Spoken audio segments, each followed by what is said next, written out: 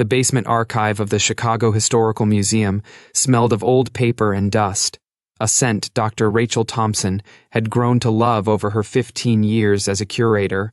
On an October morning in 2024, sunlight filtered weakly through the high windows as she sat at her workstation scanning photographs from a recent estate donation. The collection had belonged to the Patterson family, descendants of early Illinois settlers. Most of the images were the usual kind: stern-faced ancestors in formal poses, faded pictures of farmland, and a few Civil War soldiers standing rigidly before the camera.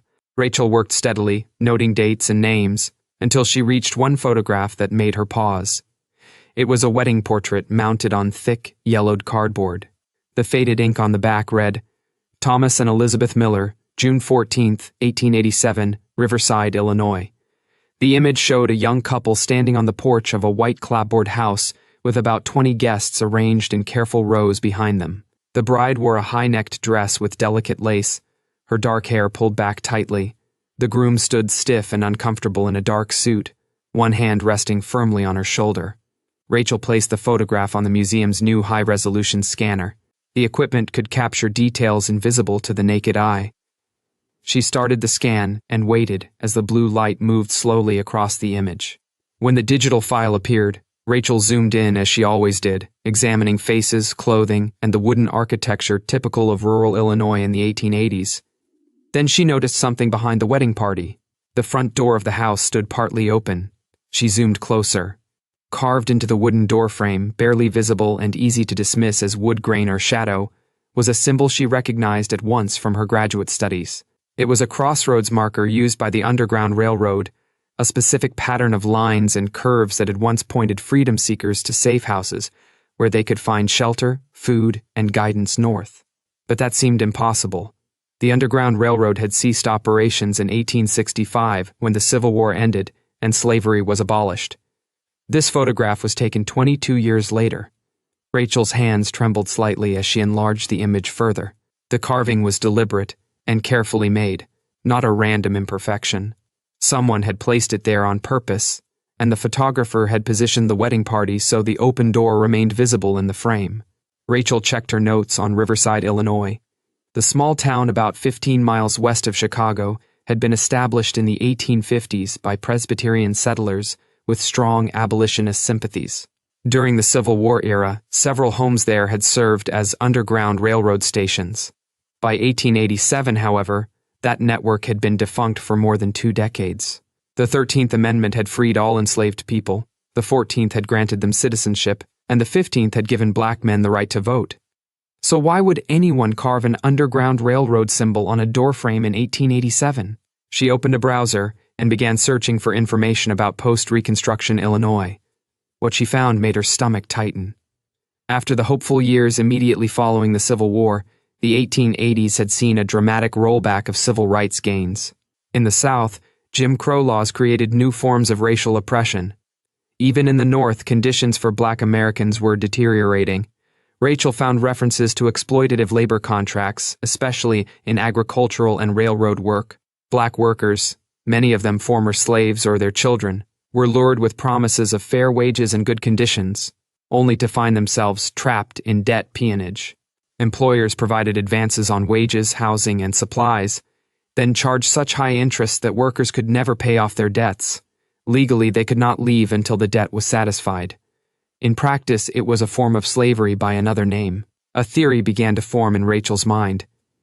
Could the Millers have been helping people escape from these contracts?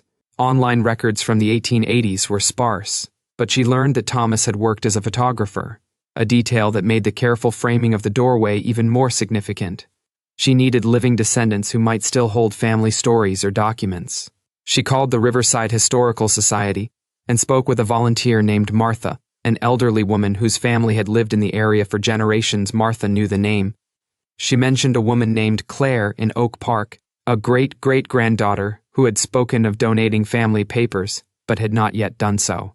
Martha offered to contact Claire first and explain who Rachel was. 2 days later, Rachel drove through the tree-lined streets of Oak Park to Claire's modest bungalow. Chrysanthemums bloomed in the well-tended garden despite the late October chill. The woman who answered the door was in her 70s, with silver hair and sharp blue eyes that assessed Rachel carefully. Inside, the house was warm and filled with the accumulation of a long life, overflowing bookshelves, framed photographs, and stacks of papers. Claire led her to the living room. When Rachel showed the high-resolution scan of the wedding portrait and zoomed in on the doorframe, Claire's expression changed at once. A flicker of recognition crossed her face before she composed herself. Claire rose, walked to a large oak cabinet, and pulled out a worn leather portfolio. Her grandmother, Thomas and Elizabeth's granddaughter, had sat her down as a child and told her things about the family that she needed to know but should be careful about sharing. After the Civil War, the Millers had believed the fight for freedom was over. They soon learned it had only changed shape. Thomas had learned photography during the war while documenting battles and soldiers. When he returned to Illinois, he opened a studio in Riverside and met Elizabeth, who worked for a Presbyterian minister involved in social reform. Claire handed Rachel a letter from Elizabeth to her sister, dated 1889. The handwriting was small and precise.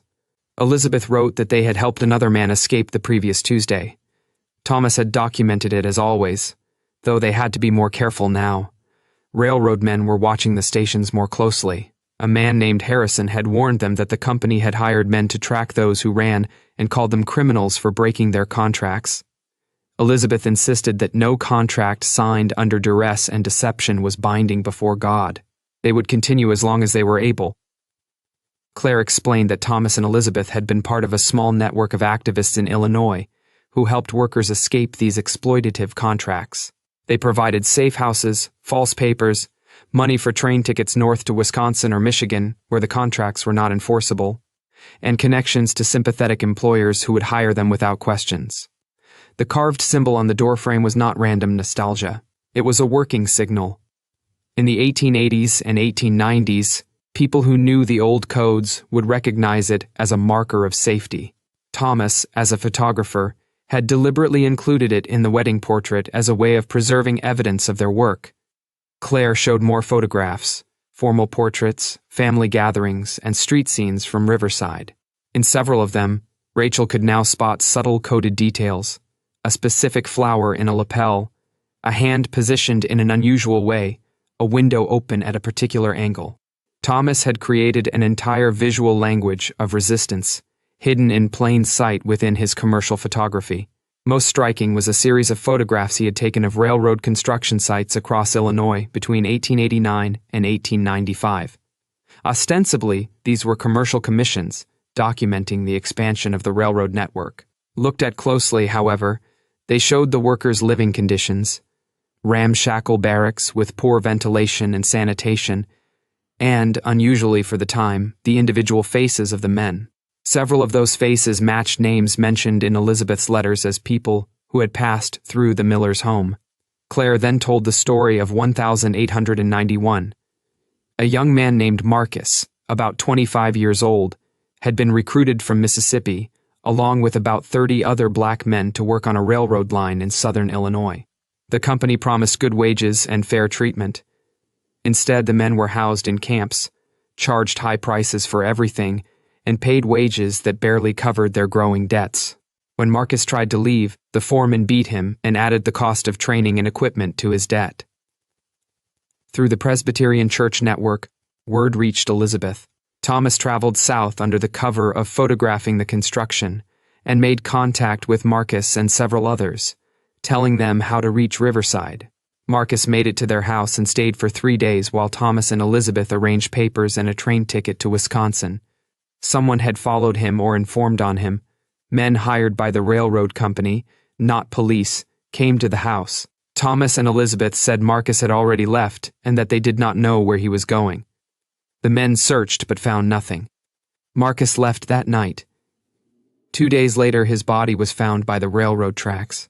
A brief newspaper notice described an unnamed Negro vagrant and mentioned no investigation. Claire's grandmother believed Marcus had been caught while trying to board a northbound train and killed as a warning to others. Soon afterward, Thomas temporarily closed his studio. A small fire damaged the back porch of their house, an apparent warning from the powerful railroad companies.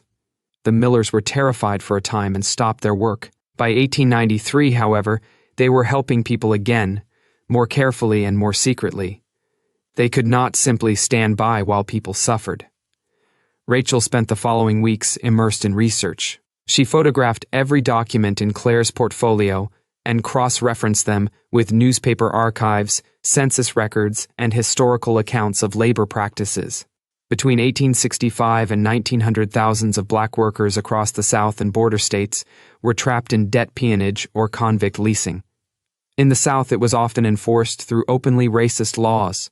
In the North, it took quieter forms: predatory contracts, company stores with inflated prices, and courts that sided with employers. Rachel found Illinois court records from the 1880s showing dozens of cases in which black workers were sued for breach of contract or theft when they tried to leave exploitative jobs. The penalties included imprisonment, forced labor, or being returned to employers under guard. Helping people break those contracts was dangerous. If caught, the Millers could have faced serious criminal charges. Rachel also located the death certificate for an unnamed black man, about 30, who died of blunt force trauma to the head in August 1891, and the newspaper notices about Thomas closing his studio and the fire at their house. The pieces fit together. One question still remained. Why had Thomas made the Underground Railroad symbol so visible in the wedding photograph when he hid other clues more carefully? Claire answered by showing a letter Thomas had written to his brother in Ohio in June 1887, the same month as the wedding. In it, he wrote that their marriage was not only a union of two people who loved each other, it was a declaration of principle. Freedom, he said, was not something granted by law but something inherent to every human soul. The door of their home would always be open to those who sought refuge. They marked it not with shame or secrecy but with pride. Those who had eyes to see would understand. Those who needed help would know where to find it. The wedding portrait was therefore both a personal record and a lasting public statement. Most people would never notice the carving. Those who needed it, and those who looked carefully generations later, would. Thomas and Elizabeth lived into their 70s, raised 4 children, and were respected members of their community. Thomas's photography business thrived because of his skill and fair prices. They never spoke publicly about the network. It gradually dissolved in the late 1890s as legal reforms slowly improved conditions for workers, though never enough or fast enough. Near the end of her life, Elizabeth told her granddaughter that she and Thomas had simply done what their faith required: welcome the stranger, shelter the vulnerable, and stand against injustice. Rachel worked with the Chicago Historical Museum to create an exhibition called Hidden in Plain Sight: The Post-Reconstruction Underground Railroad in Illinois. The centerpiece was the 1887 wedding photograph displayed on a large screen so visitors could zoom in and discover the symbol themselves. The exhibition included the family letters and contracts, enlargements of Thomas's railroad photographs showing the faces of the workers, and clear explanations of the debt peonage system. One wall was dedicated to Marcus and the other freedom seekers. Though most of their full names were lost, their faces were displayed with dignity and simply labeled Freedom Seeker, 1,880 seconds, 1,890 seconds.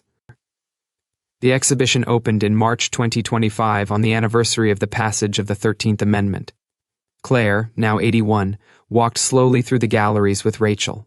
They stopped before the enlarged wedding portrait. Looking at the young faces of her great-great-grandparents standing before a door marked with a symbol of hope and resistance, Claire said quietly that they would be proud. Rachel replied that they should be remembered, not necessarily as heroes, but as ordinary people who saw injustice and chose to act, even when it was dangerous, and the law was against them. Visitors leaned in close to the photograph, their expressions changing as they understood what they were seeing, a moment of ordinary happiness that was also a declaration of courage. The door in the picture still stood open, just as Thomas and Elizabeth had kept their door open in life, a threshold marked with a simple and powerful promise that, here you are safe, and here you are welcome.